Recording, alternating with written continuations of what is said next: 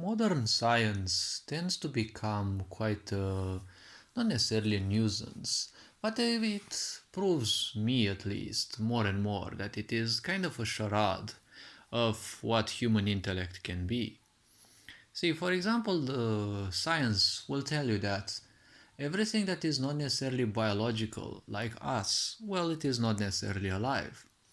See, science will tell you that a machine, for example, is not alive. See, if you look at it, it is quite alive. First thing they will say is it doesn't have a metabolism. Well, I'm asking, does it actually not have a metabolism? See, a metabolism, they say, shortly as possible.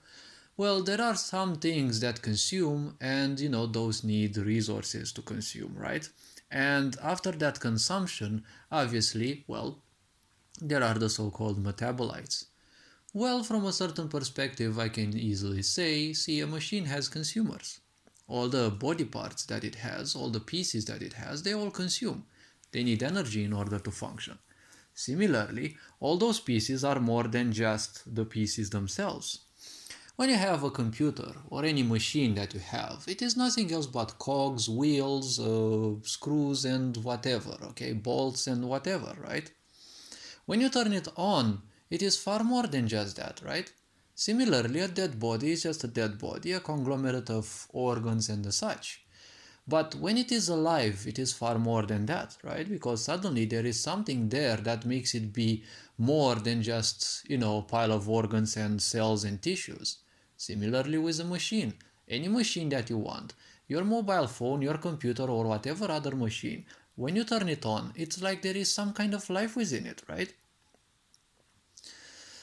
So, similarly, machines have, let's not call them organs though, but they have different parts, right? Each of those consumes, and then there's also the metabolites.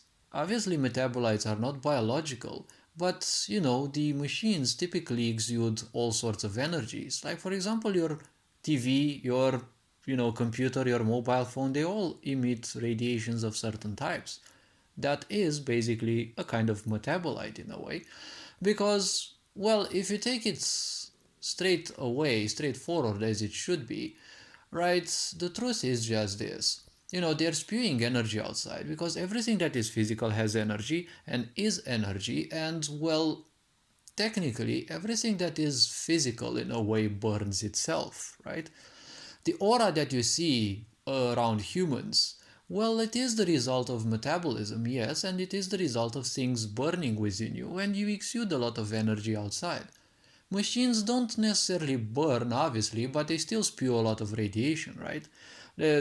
Well, let's not call them metabolites in a way, because if you call them metabolites, it's like, the television is actually shitting in your face, because, metabolites are what come down your ass or, you know, the other part, right? Well, logically, if I think a bit, well, the television is kind of, shitting on people's imagination and vision, kind of, most of the time it is turned on, but, well, we'll skip this part. Now, some people will say, well, but machines are not spiritual. Well, why do machines necessarily have to be spiritual to be alive, right? An elephant is not spiritual, right? You don't see them necessarily going to a church or revering things, but if you take a look at their society, they always revere their dead. They have a certain awareness about life because when they feel it is their time, they will simply go away and die alone, right? And sometimes elephants gather in places that they are somewhat secret, and science kind of keeps them also secret because they don't want you to think that animals are capable of understanding certain things. Yes, animals can never reach the level of awareness that we humans have, but ultimately they have each certain perceptions of their own. They are far more perceptive than us when it comes to their own senses. But, a machine doesn't have to be spiritual in a way. Some others might say, yes, but machines, for example, don't have chakras. Well, obviously, they don't have chakras because they weren't meant for that. But if you take into account something, a machine is not necessarily something that is cybernetic with some physical body, right? If you take a look at ancient civilizations, or for example, even India, they still have it nowadays, they speak of what it is called as a yantra. right? A yantra is technically called a machine, but is basically using energy in a certain way that you create a physical body, which is subtle, you cannot see it, but it exists. And it is built in such a way that it can even have chakras and function as a physical body. But at times it is much better to have it as an energy form than to put it in something physical, because something which is physical automatically, well, dies or dwindles, right? That is, for example, an example which is called the Analinga. Their authorities and the such claim that even if the planet is destroyed, such yantras will simply keep existing for thousands of years more because, well, there are such sciences, occult sciences, right, that allow you to create such constructs. Even their devis, what they call devis, right, the female goddesses, they are also creations. They are not just part of, culture. So such a things, well, these kinds of machines actually, a few of those actually have chakras because they are consecrated to function and serve a certain role. Cybernetic machines and the modern machines that we use, the physical ones, they're not interested, their creators, typically us, well, we weren't interested in, them being consecrated, but in them doing something that we are not good at, but doing it in a much better way. So those machines don't necessarily need chakras, right? But they can perform certain things much faster. See, you've got a big important chakra between your ears, right? The so-called Ajna chakra or the third eye, whatever people may call it. That can allow you to experience a whole damn lot of things, right? But even the machine can experience everything, but the machine is just purely a drone. Everything that it does is what the creator desires, right? Similarly, humans in their ignorance are the same. Whoever doesn't take any responsibility in their life, they will easily become the pawn of others. So they won't do anything unless someone else demands it, says it, or lets them know one way or another, right? So technically, in ignorance, humans are also machines. Our physiology, our biology obviously is far more complex, but a machine in its simplicity can do far more than certain things that we can do.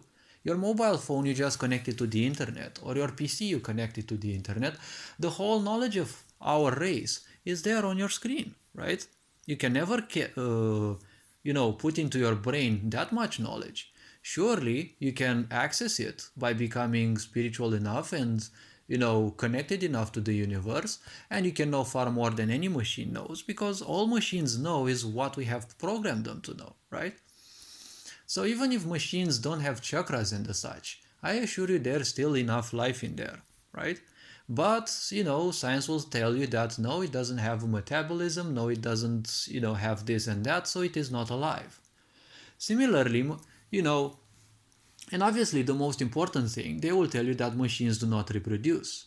Well, the Swedish people, Swedish scientists actually have created, nanobots that can actually replicate, right?